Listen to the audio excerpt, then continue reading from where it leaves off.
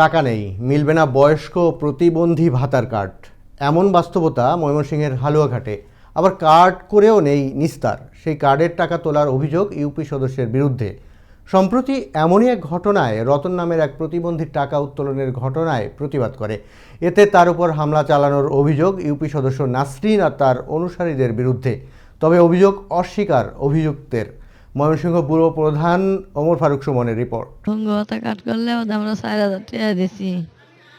4,000 টাকা দিলে কাটটা করে দিছে। কাটটা করে দিলে নতুন কার্ডে বলে টাকা আইছে। মানে টাকা ঈদের আগে আয় করছে।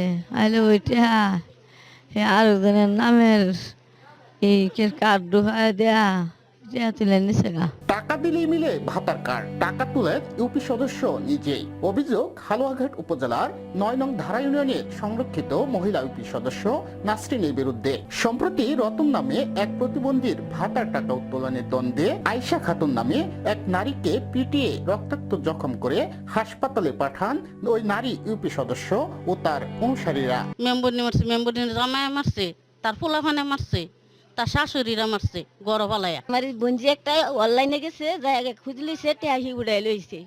টিয়া চাইছে কটে আনছি না, এটা কয়ে ঘরে মারছে। যে 10,000 টাকা আবার কইছে স্বীকার করছে যে আমি নিছি।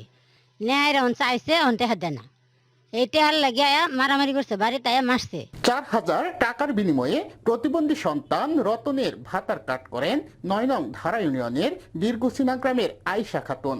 আয়েশা ও তার স্বজনদের অভিযোগ, প্রথম ভাতা 10,200 টাকা উত্তোলন করে আত্মসাৎ করেন ইউপি সদস্য নিজেই।